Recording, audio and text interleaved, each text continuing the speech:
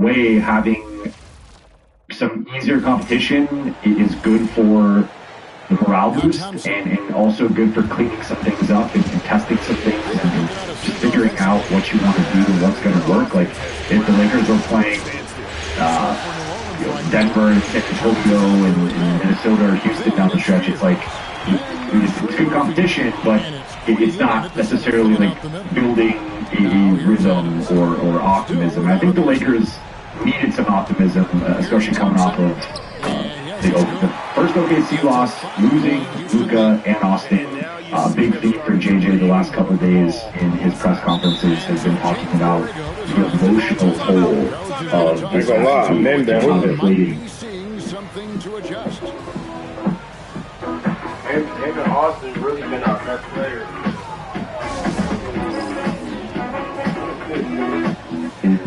Big theme for JJ the last couple of days in his press conferences has been talking about the emotional toll of this past week and how deflating.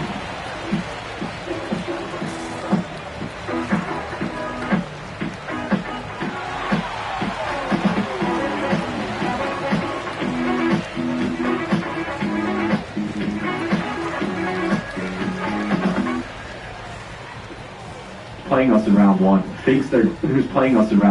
thinks they're going to be advancing, and like we're the team in the top 6 that everybody wants to play. And there's even some teams that are resting their guys to try to potentially set up to play us, because Denver ends up winning tonight. It's like Denver's bench versus OKC's third string. OKC rested 10 guys tonight. They literally rested their top 10 players. And then Denver rested their entire starting group. And the thinking from afar was that Denver was trying to take their way into the 4-5 matchup and ideally play the Lakers.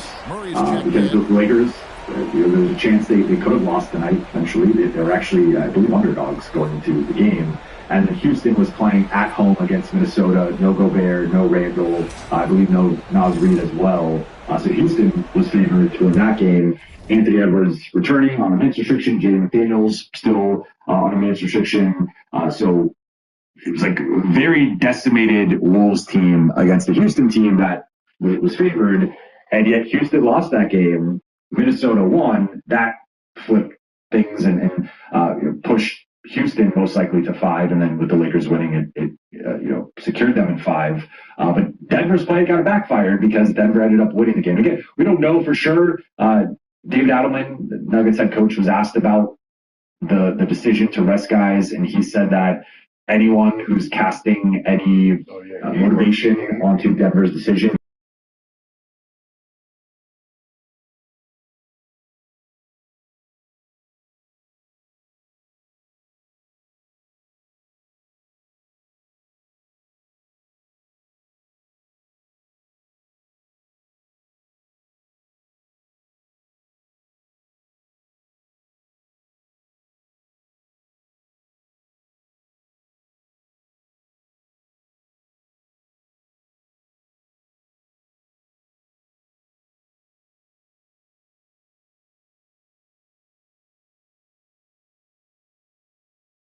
to bring it back to like the Lakers, I think, are starting to find something here, and that is encouraging going into the playoffs. And what they're finding is LeBron, as he reminded that courtside fan in Dallas, was put on the shelf for a bit, right? And I think in the preceding 2 weeks going into the OKC game, LeBron was averaging 15.5 points or right around there, and it was clearly the third option behind Luka and Austin, and I think he had embraced the role and adjusted to it well, but he was not playing his best basketball of the season statistically.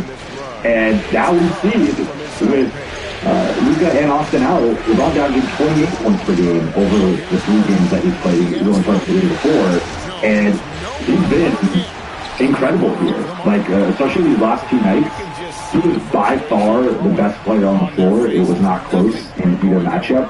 And he dominated and controlled both games to such a degree that it just gave the Lakers such a margin for error. Because the Golden State game, the first 3 quarters in, LA's up, 8 or 9 going into the 4th quarter, and they were outplaying Golden State, but it wasn't the prettiest game. A lot of turnovers, a lot of sloppy basketball, and I think some lackadaisical stretches defensively.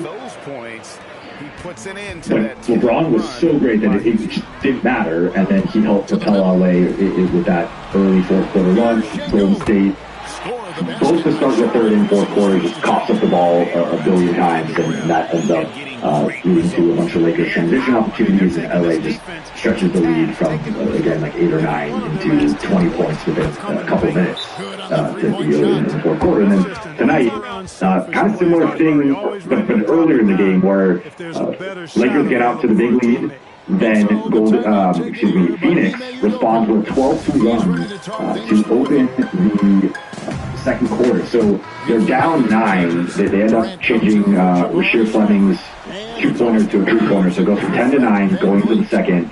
Then Phoenix responds with a 12-2 run to take a 1-point lead with 7 minutes left in the 2nd quarter. And it looked like the Lakers had just let go of the rope.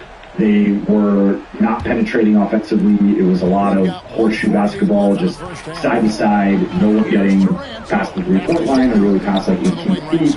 And then defensively, Phoenix running on them, crashing the offensive glass, killing them on the offensive glass.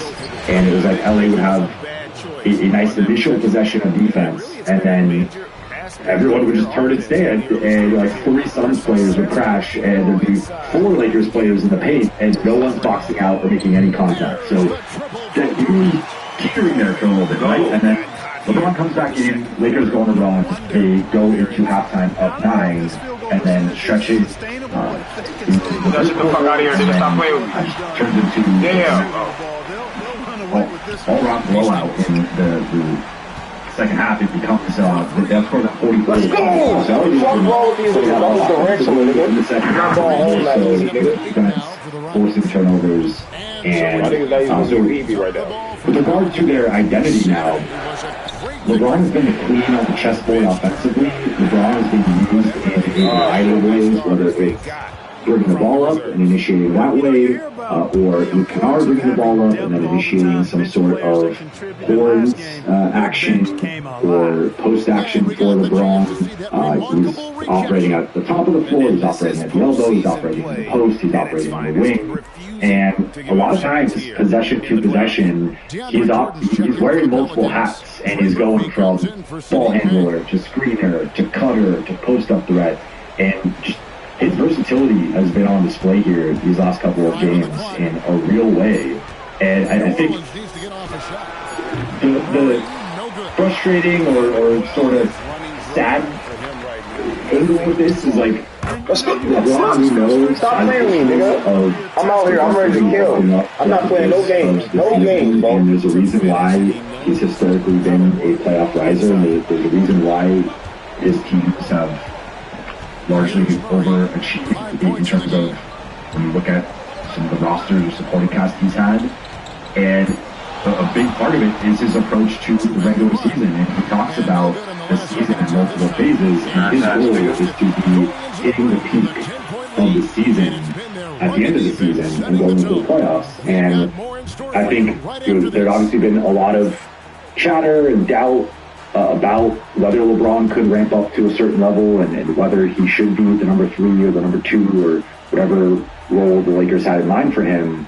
And I think he shattered all of that, all that noise, all that doubt here over these last few games, and reminded everybody, as he said in Dallas, they put me on the shelf, but I can do a lot more than just being on the shelf. And I think we've seen that. And I just think about the version of Luka that we saw right before the injury, the version of Austin that he had been in March, and you combine those 2 players with this version of LeBron. Of course, there's going to need to be sacrifice with all three. And all that shit is touch right there. All that shit is literally was LeBron letting go of square at the right time, nigga. Because this shit right here. I also talked about when you play on Hall of Fame, they be cheating, bro. I think you lean more to LeBron or you lean more to Austin. That shit frustrating as fuck. Still, there's enough pie for everybody for everybody to get a few slices, and they steal everything. If you throw a long pass, they catch everything. Healthy Luka and Austin. If they playing off-ball defense, it's hard for you to get past the defender sometimes. Like really tough competitive series. Thanks for spending halftime with us. Time to get back out to Kevin Harlan.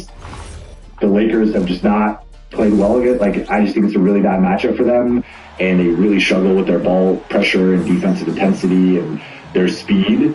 Like just the collective speed to move was too much for LA. But I think with no superstar, like superstars, they really good. I think Lakers would have held on. They be passing the ball like crazy. And I don't know how this version of LeBron would have been unlocked because he was in a certain role prior to the injuries, but if they could have figured out a way to use him more the way that he's been used recently, I just think it would have really raised the Lakers.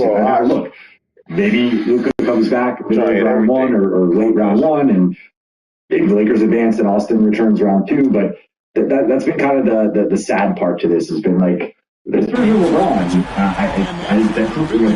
definitely better than he was not too long ago.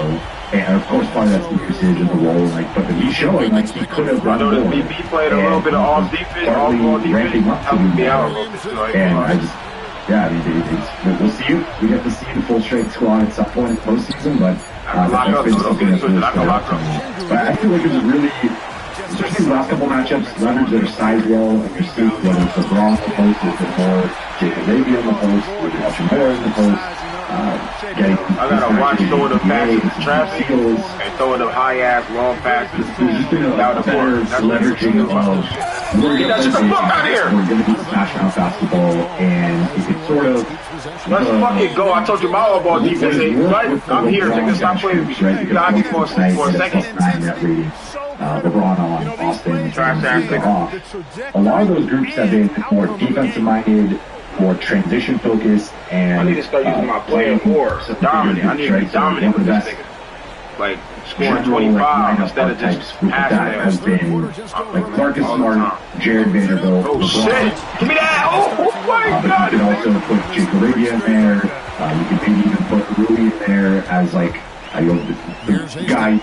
You maybe go zone or whatever, but you can play these like jumbo lineups where. Come on, dude. There's no way in hell you missed that shit. You too nice for that, bro. You're switching everything, or you're playing zone, and you're pressuring, and you're getting out in transition. Without me on this team, you're the second best player on this team, bro. There's no way in hell you miss some shit like that. Bench groups rather than the starting group. The starting group has had some of that too. No, that's not bad. Right now, with Marcus returned tonight off the bench. It's like 3 blocks already. It was on a bench restriction, which JJ said will ramp up Sunday against Utah. The Lakers are starting. Even Luke Kennard is like 6'3", 6'4". Everyone else. Jake Arabia is the second smallest Laker on the floor. He's 6'7", 240, 235, right? Like, pretty big lineup. And so having all that collective... I got you, KD. I ain't gonna let you go out like that, my nigga. I ain't gonna let them do you like that. Oh, BD. Sorry, nigga. What the fuck is spot when you see the fucking real Hontes in the fucking Jordan? We ain't going home like that. Houston, I got you, nigga. Houston, we got a fucking problem, nigga. Stop playing with me, nigga. On VD, Tommy, nigga. Let's go. I ain't playing no games. My nigga's defensive monster.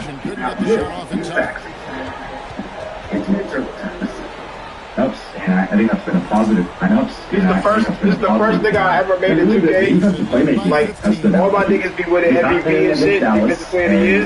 This is the first nigga I made that were rookie of the year, defensive player of the year, and MVP in the same year. They get beat off the dribble a ton, but they're able to recover and make up with that with stopping up the ball, poking at the ball, and just the rotation. All game. So I think it's interesting. Now, I will close the loop with this. Like I think again, playing Houston or Minnesota in round 1, game 1, in a playoff setting, much different these. comparatively to Dallas or Golden State decimated or Phoenix without their top 3 ball handlers. Like, it's just different level of competition. But I think the Lakers are starting to figure something out, and I will say, especially with this version of LeBron, I think if he's playing like this in a playoff series, and I don't have any reason to believe go man. Like, he can go toe-to-toe with, especially in the Houston series, I think Kevin Durant or Alperen Şengün. I would say Anthony Edwards, the version of him we've seen the last couple of postseasons, is at that, like, top 5 level. I don't know if LeBron can get to that level still. Maybe. I'm not writing it off. I'm just saying, like, the last couple of postseasons from him, we've seen him do the team in the conference finals, and, like, he's been at a very, very high level. But I'll say this, like, this version of LeBron is at, I think, an all-NBA level. And, it's been a few games, so we'll see how things maintain into the playoffs. But if they get this version of him, and he's playing at, like, a third-team all-NBA level, they have at least a shot, in my opinion, to extend the series. Now, can they beat Houston or Minnesota? I think it's very unlikely. But can they win a game, maybe even 2, and extend it and give Luka a shot to return the series? I think that's looking possible. So, I just think that there's been a lot to be encouraged by over the last couple of days. In terms of notable performers, Houston leading by 15. I will put it up here. 3 minutes gone now. Second, to share it. Been having the problems with ESPN's box score, so I'm going to share the NBA.com box score here. Yeah, that's the 3rd bucket in a row from the paint. This defense needs all right, here we go. Those lanes in the middle. So, talk about LeBron. 28 pulling out all the moves this game. Fuck, I'm about to go home. Fuck out of here. Getting out transition, the attacking mismatches, and the functioning in a variety of ways. Another incredible game for LeBron. That's back-to-back. I mean, really 3 straight. Factoring the Dallas game, he didn't play the other season, but he's playing great efficiency. 12 assists to 2 turnovers, 10 for 16 shooting, 2 for 2 on threes. Only blemish, if you want to pick something, is the 6 for 9 at the free throw line. But he started this game setting a tone. He had 20 points and 5 assists in the first half. So we saw in the second half he shifted more into facilitator mode with guys cutting off of him. The defensive attention that Phoenix is sending at him just did a brilliant job picking apart their defense. Also, what stands out to me is, like, the one thing the Lakers are I think have to figure out here, and haven't, in my opinion, quite been able to figure out, is their non-LeBron minutes. Because you even look at tonight, with LeBron for LA Outskills Phoenix by 27, they win this game by 28. So that means in the 16 minutes without LeBron, they go +1, but again, it's a higher level of competition. I didn't love the non-LeBron minutes, and I think Marcus being back will help with that. I almost wonder if you have to lean into Marcus and Luke just to right the shit offensively, just make sure you have a certain level of playmaking and ball handling and shot creation. That would be the only thing, is like I am pretty concerned on LeBron minutes, but that might only be 6, 8, 10 minutes a night, and it is on the Lakers now to figure that out over the next playoffs start in 8 days. It's crazy. So, I mean, really a week. We're about to hit midnight. So, yeah, it's Lakers have a week to figure this out, but I'm curious to see how they handle the non-LeBron minutes. Then Luke Kennard, 19 points, 3 assists, 3 steals, 6 for 12 shooting, 2 for 4 on threes, 5 for 5 at the free throw line. He just continues to be a mid-range assassin, and from a playmaking perspective, was obviously not at the same level as he's been at these last few games, but that also coincided with Marcus Smart returning, and Marcus Smart taking on some more ball handling and usage and playmaking. We saw Marcus had 7 assists off the bench, but Luke, we'll see whatever the offseason hits, but whatever the offseason hits, assuming he continues this level of play or similar into the playoffs, like, Luke is playing himself into a bigger contract, and he's showing something within his skill set that we I've seen flashes of, but again, I think him doing some of the secondary ball handling playmaking stuff he had done, compared that to what he's doing now, two totally different levels. And if Luke continues to be this like starting within the context of like his current group, I don't think he is a starter, but like he's playing like a starter. And if he's averaging like 15 points, 3 rebounds and 5 assists, 6 assists in this role, that's a dude who's I think playing his way into like he's definitely playing his way into at least that 8. No, that is not. I did not foul this nigga. He can withstand this, and if he keeps this up, and the Lakers potentially win around, or even have like a competitive showing, and he's their second or third best player in that series. Yeah, he could be earning double-digit millions. Like the playoffs are where you earn the contract, right or wrong. Playoffs are where you earn. So if he continues this, he's in for like the Lakers are going to have a tough situation on their hands where they could have Marcus, Rui, and Luke all making 10+ million, and then they got to figure out who they want to prioritize. Oh, fuck. Speaking of Rui, I think he continues to thrive with more usage and just in this role that he's been empowered in now. 13 points, 4 for 8 shooting, 2 for 3 on threes, 3 for 4 on free throws. The only thing with him continues to be the rebounding, which I think he had been doing better going into this game. I think Golden State could have been a little bit better. Tonight could have been a little bit better, but Rui's playing well. Jake Arabia did Jake Arabia things. Only took 1 shot today. I would like to see him be a little bit more aggressive offensively. But I thought defensively, the 2 steals, deflections, and rotations, and defending multiple positions. Like without even shooting. I mean, he obviously shot very well against Golden State, and that's why I'm kind of almost aggregating those performances together to some degree. I think he's been shooting like a little bit better lately, but it's still a swing factor as to his ultimate role with this team, whether he's a starter or coming off the bench. Today, not the outstanding performance that he had against the Warriors. 10 points, 5 rebounds, 4 for 8 shooting. Like offensively, I thought he was fine. Defensively, I still think he beat off the dribble a lot and unable to properly contest those scenarios and a bit late on rotations. I think the biggest thing tonight was the lack of boxing out, and just he actually would have some of those times where he'd corral. Bay kicks to Jones. Back to Bay. From deep. Rockets with the rebound. Hastings made his return 6 points. Marcus Smart made his return 6 points, 5 rebounds. 6 steals, 1 block, 18 minutes. Played into garbage time to I think get his usage up a little bit, his offensive confidence back up a little. Marcus is never lacking for confidence, but I felt like at first looked a little like he was trying to find his rhythm and like a little rusty, but then he eased into the game pretty quickly and looked like Marcus. And you had that stretch there, I believe it was in the 3rd quarter, where he had a couple of baskets, and then you had the steal into the assist to Vando for the dunk, and just doing Marcus things, diving on the ground for loose balls, pressuring the ball, being a quarterback defensively, both man coverages and zone coverages.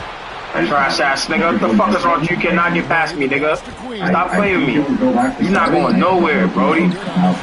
Rui or Jake, I think there's offensive and defensive arguments on either side, but Marcus should go back to starting, and I think between LeBron, Luke, and Marcus, the Lakers do have enough collective ball handling and playmaking to be at least competent, if not good, offensively against much better potential defenses here in Houston and Minnesota. Now, Vando, I thought like his first half was kind of okay, but I thought he played better in the second half. 6 points, 7 rebounds. Good to see he's out of the doghouse and got out of the doghouse in San Francisco, and just that's foul. I think he's earned that 8th spot in the rotation. Bronny had some nice moments in this game.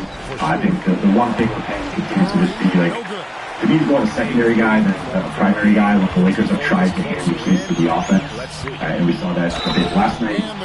They'll have some turnovers and the lack of shots, or him still just kind of figuring out being an NBA point guard is a tough job, and I think there's a certain amount of reps and minutes you just need to accumulate under your belt. But I have liked him more as either a spot-up guy or more of like that connecting piece offensively rather than as an on-ball initiator. Then Nick Smith Jr., who we will touch on during the 15th-man conversation, after scorching the Nets in San Francisco, goes just 1 for 5, 0 for 3 on threes, and 4 points, 2 rebounds. Shows the variance that you can have night to night.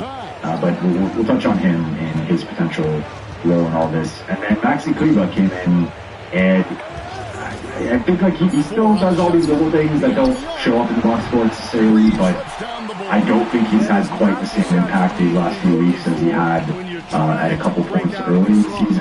And at this point, I don't love the idea of him being a rotation player, which again we will touch on during the takeaway portion.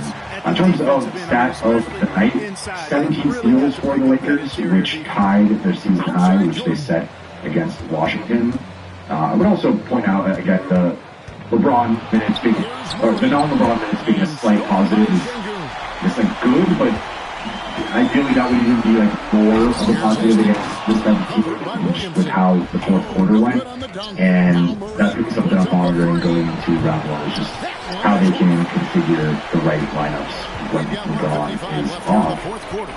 In terms of 3 takeaways, takeaway number 1 is going to be the playoff scenarios on Sunday. So the Lakers, again to recap, are either going to be the number 3 seed or the number 4 seed. They have locked up home court advantage. They will either be hosting Minnesota in the 3-6 matchup, chance for some revenge, or Houston in the 4-5 matchup, a chance to run into the buzzsaw that is Oklahoma City in round 2. So I'm of a couple minds here, because I think in terms of what would give the Lakers the best chance to advance, to at least extend the first round series and to advance, I've gone back and forth between Houston and Minnesota. I think full strength, I don't think it's a conversation. I want to go Minnesota, bro. Houston. You'd rather play Houston than Minnesota. But Minnesota has been dealing with some injuries. Man, fuck injuries, bro. I want them niggas healthy. They got us out last year, man. Fuck all that. Why y'all niggas always trying to go for that weak shit, man? I hate that, dude. Fuck that shit. Houston is healthy right now. Fuck it. Let's go against Houston right now, nigga. Right now. No fucks given, nigga. BD Thomas. So I think while Jaden McDaniels and Anthony Edwards are technically back and still both on minutes restrictions, there is this element of can they sustain for a full 7-game series? And if you told me Minnesota doesn't have one of Ant or McDaniels, I'm saying, so if you're saying that, if they hampered on a 7-game series, LeBron 41, so that's damn near equal. And he ain't got his two teammates, so that's equal then. Since they have their superpowers. LeBron 41, so that's half their superpowers, nigga. The Lakers would beat Houston at 5. So I like that matchup more for the Lakers. It's just Houston's injury situation. Minnesota's injury situation kind of puts this limbo a little bit. Though I will note, with Houston needing to win tonight to keep their shot at being the 3 or 4 seed still alive and playing at home, if they lost to a Minnesota team with McDaniels and Edwards on minutes restrictions and no Randall, Gobert, and Reed. I believe no Reed, if I'm not mistaken. So that to me kind of that sets a lot there of like a must-win situation for Houston to at least position themselves to have home court in the 4-5 against the Lakers or have a shot at it.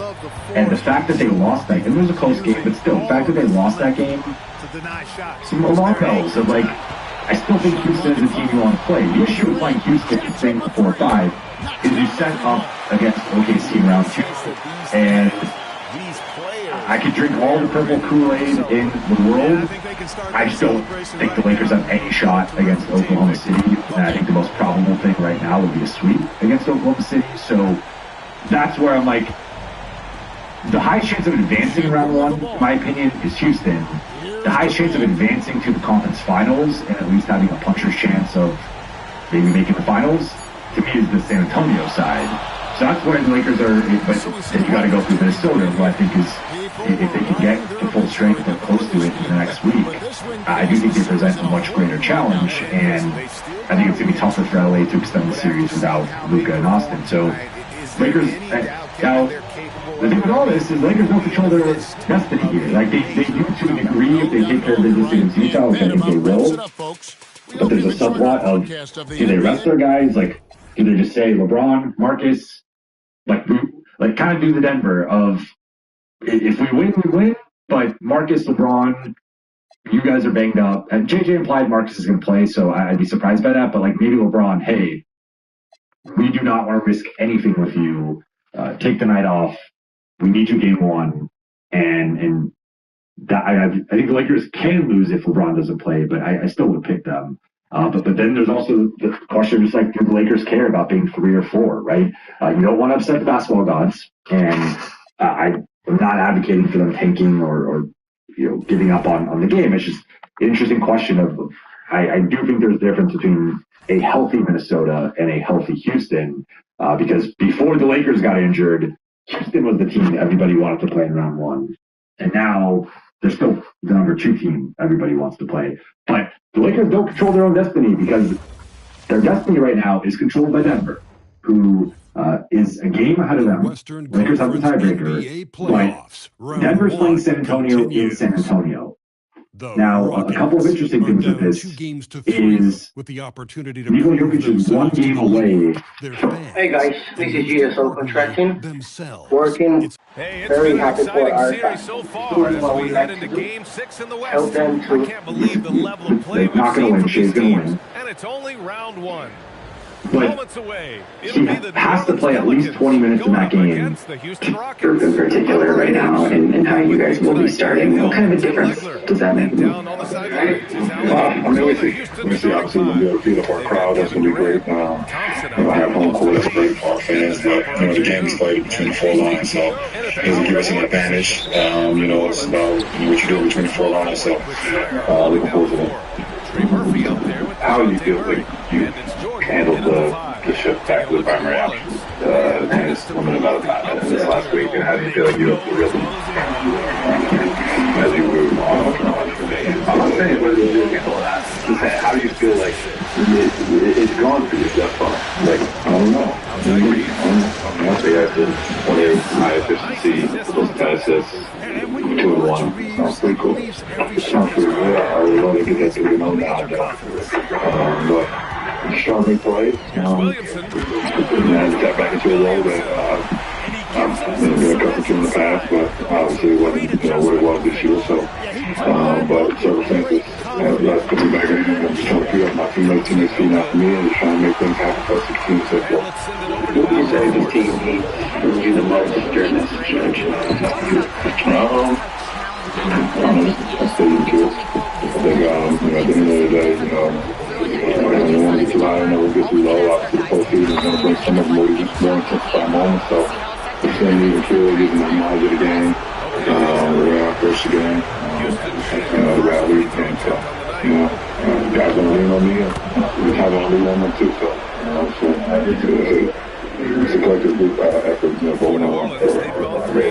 So about like having Marcus back out there with you guys, what does he bring to this team? Just a winning player. He just makes winning plays. I mean, they just solidified the play that he had out there with Maxey. When Maxey goes for the lead ball, Morris got him involved in the 2, was able to get the loose ball, get the Vander for a dunk. In the 3rd quarter, that's just what he just makes winning plays. So just have him out there, just a good player, for our club. And, he's always on the ball. Always on the ball. Defensively, he's going to be there. And then offensively, gets him the ball hand. They got to control offense. About what it takes to live at the highest level that you think the average fan of the NBA doesn't understand? It starts way before you get on the floor.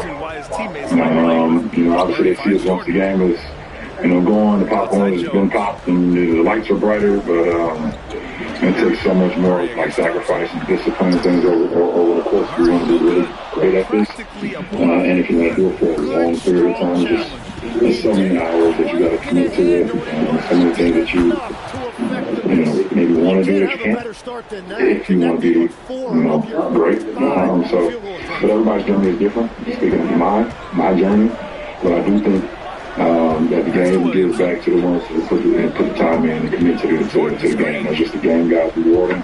We don't choose the process to finish it as well. Thanks, so Kylie. But can you quantify what it is he's actually having to take on and why he's been able to make it look so seamless? Because he's just a ball player. He's a ball player. I think he's probably put into a lot, throughout the course of his career, but he's always just been a ball player. If you ever, I don't know a lot of people watch throughout his game, but I had the luxury of it because we actually played in my AAU team. And we played him in all different positions. Even in high school, a little bit of that Duke they gave to the ball in hands a little bit, but it kind of started to shape thin. And he got into the league and it kind of just shaped him and just kind of being people just kind of giving a narrative of just being a shooter. But he does so many more things. He can handle the ball, he can rebound the ball, he can make plays, he can obviously shoot, but he just does so many more things. And, what we're missing right now, we need it more and ever. So, that's part of why the two-man action can work so well with you, and then a lot of that is just reading and kind of reacting. I was too cerebral about those days. That's what I've seen. He's smart as hell. I'm smart as hell this game, and for us to be able to, it's a team that we can play for a while, as teammates, but that's just not a good game. And there's one on the back-to-backs, and not to go through the whole unprecedented thing, but you did a gym on a treadmill. At a certain point, you stop pressing up. Like the strength is pretty sucks for the right? Where do you decide to always just keep hitting the button up? I don't know, just trying to squeeze as much of the juice out as I can, because it's drive you can do, for me, and I've been given an opportunity to play the games I love and try to do it at a high level, and I've tried to commit to it, and the game's good back to me, so I'm tired of playing now. I can't wait to get home. I can't wait to get some meat and go straight to sleep, but the game called for me to, be in action tonight and hold them to 25-second half points, I think 9 in the fourth quarter. What were you seeing from your defense, specifically? I thought the whole game, our defense was really physical. Outside of a couple, mishaps, I thought we talked pregame a lot about just being able to execute on coverages because they do so many different things, whether it's, stack, the backside action, all the off-ball stuff. And, I think our guys did a great job of that, and they did it with physicality. And then towards the halftime, the one thing that wasn't good in the first half was their offensive rebounds. The issue has always been consistency. Really good. The highest crash rate in the NBA. They send 5 guys sometimes. So, with the amount of threes they take, you're naturally going to give up a few offensive rebounds. I thought we were much better with our physical box outs in the second half. And that, it was just, I thought our defense from the start was really good. And then just zooming out, so you clinch home court, it works in terms of what you see, this 3 or 4 thing at that result. But no 65 games, no LeBron, Austin, and Luka, not any one of them got to that. How would you have kind of been met with that, thinking you would get home court in the West while kind of having those 3 missed in the amount of time that they did? Yeah, probably even more than that. I think it's, our goal, every year I've ever been in the NBA, your goal is to win a championship. That's your goal. And when you represent the Lakers and play for the Lakers and coach the Lakers. That's their goal every year. That's it. That's our fans' goal every year. Let's not discredit what this group did for the regular season, regardless of what happens in the playoffs. Because to get punch on court and to win 52 games, possibly 53 games, and deal with the amount of adversity we had, not just with injuries, but again with the loudness that is just going to be out there with that team, because it's the Lakers. To credit to our players, to credit to our staff for just persevering and just keeping our head down and doing the work, and coached a bunch of different ways this year. Our players had to adjust. Players make sacrifices. A lot of these guys that I talked about are contract years, and it's been, I think for everybody, like a really great opportunity to grow as players, as coaches, as people. LeBron had 28 points in the 3 games since April 2nd, and I think in the 2 weeks leading up to that game, he had averaged 15 and a half. Is this kind of the offensive burden that you hope to see him be able to continue to sustain while you're waiting on your backcourt to get healthy? Yeah, I mean, we're going to need him to facilitate. We're going to need him to score. We're going to need him to defend and rebound. I think he recognizes the task at hand, and he's very locked in. He's played great all 3 games. JJ, Phoenix has some traits that mirror the teams the 2 teams now that you could face in the first round, in terms of, they have ball pressure and they play really hard. They crash the glass, particularly without the starting backcourt. How do you think you guys handle getting into offense and stuff tonight? And was this in some ways, I think, good test for what kind of ways provides ahead? I think just really simplifying things. I think we ran, 3 plays all game. Actually 4, because we ran away a couple times, but we ran 4 plays all game. I mean, it was some stuff out of ATOs, but it was just really simple.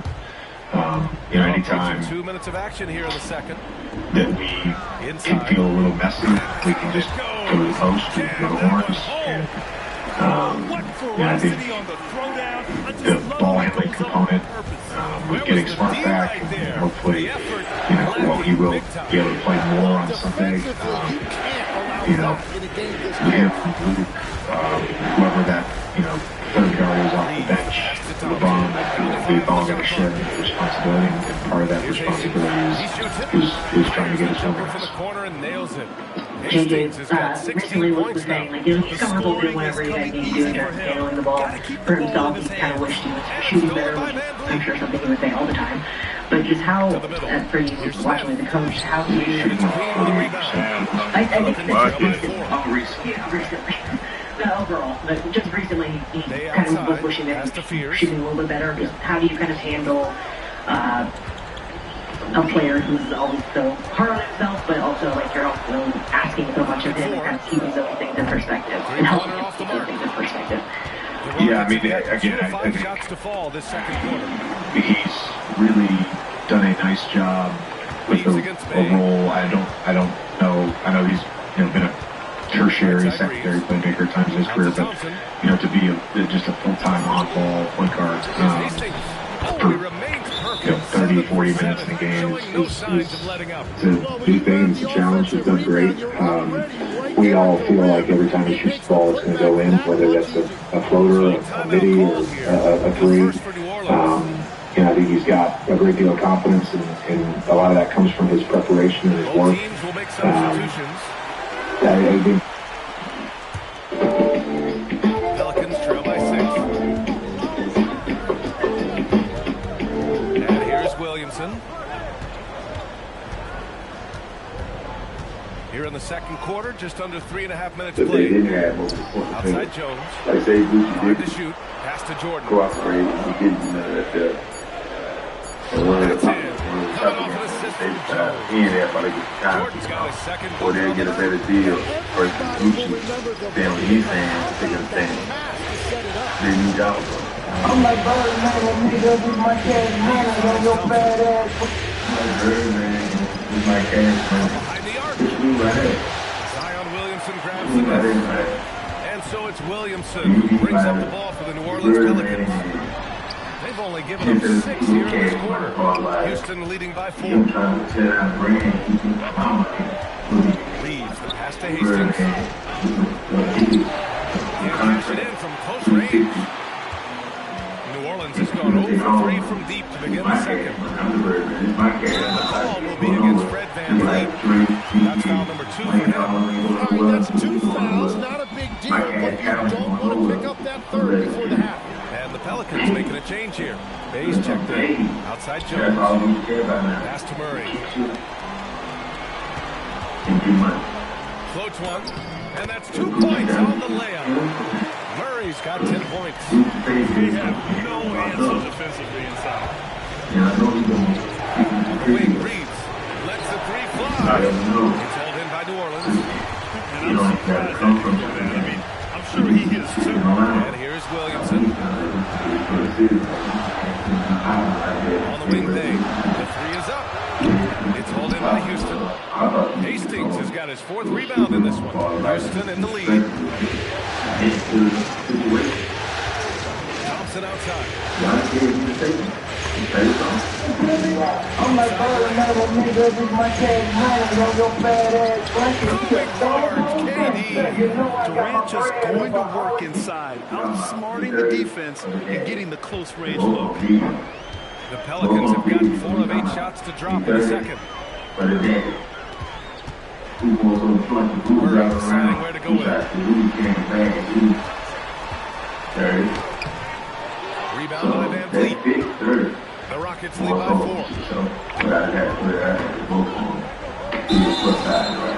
And the officials whistle a foul. The shot. Look, it is good, and he'll go to the line. Attacking with reckless abandon. Somehow Thompson able to get through. First trip to the free throw line for him tonight. You know I got my bread up, I always keep my head up, I thought it was the And what I like about Thompson, along with the high-level athleticism, he has a high-level feel for the game. I'm like Birdman for me, go do my cash money. New Orleans shooting their 3rd and 4th free throw attempts of the game. And he knocks down the first one.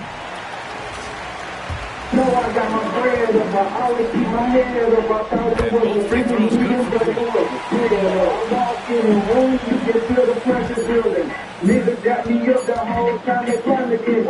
And so a close game as we wrap up the first half of play.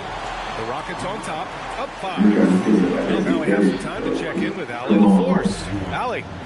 I'm here with James Borrego. Coach, you're hanging in there despite the subpar shooting from your team. What will it take to win this game? Same resiliency. We just got to keep fighting one possession at a time, find a group with great energy. We got to make some shots here. We haven't scored the ball so far this game, but we still got a lot of time. All right, good stuff, Allie. And we'll get back to the action at the start of the 3rd quarter. So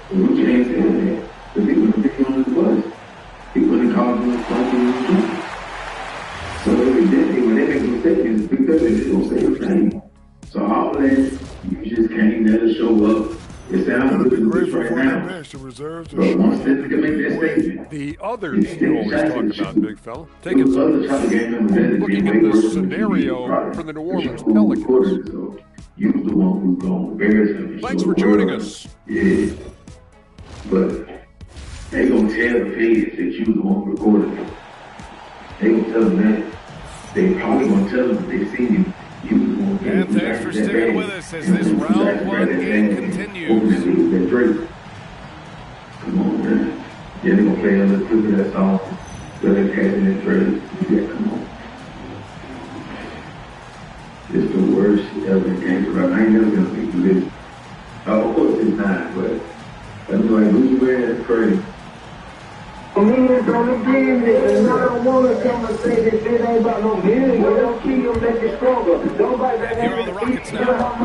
Leading by 5. Kicking off the second half. Here's Ime Udoka's 5. Austin Reeves out there with Ben Thompson. ready. And it's Hastings. Like a lot of the claims that they got against you, you ain't speaking on that group. So that In at the four-man spot. you ain't listening to anything. You just talking about the pitch and shit. And shit that they done, but the shit that you done. Yeah, they ain't taking you already. Williamson. Down low. Oh, that's right. Jordan passed to Murray.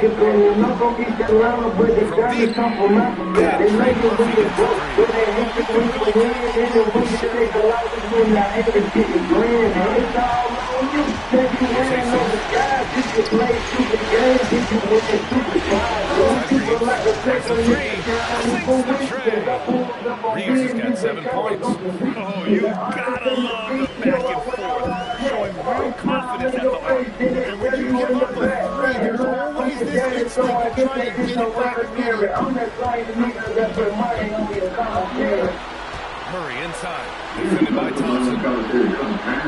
Just 5 on the clock. New Orleans needs to get off the shot. And he recovers it. Sengun with a steal. Intercepted. Oh, and a fast break for the Pelicans. Here's Jordan. And slammed up by Jordan. They really reward Murray as a shot creator. He makes a conscious effort to keep everything foul. Here's Hastings. By New Orleans. Jones feels it out. Toward the screen. Here's Williamson. Oh, big minute by Williamson.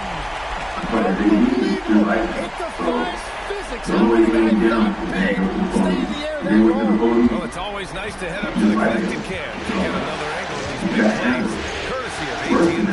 And they call the 8-second violation. Too much time getting it up court. As this game tightens up, it's even more important to take care of basketball. New Orleans calls timeout.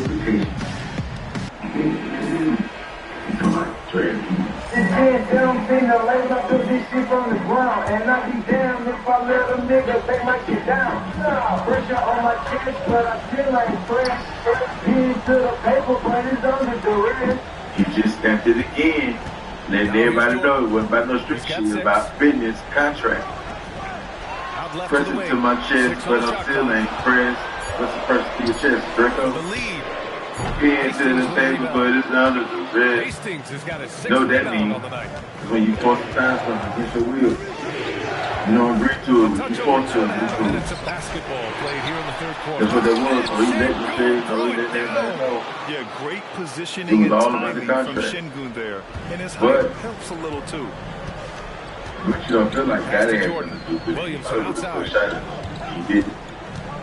He took a shot at his daddy. And his daddy was fouled while in the act of shooting, so he'll take 2 you free understand? throws. So maybe you got a name on the draft. 5th and 6 free throw Maybe attempts will. tonight. Shit just get started, and every day, throughout the day, be 360 turns. Sometimes twice in one day. So you never know what they'll come up with. What they're gonna present to the public, right? Then you can't 100% believe them because every day is something new.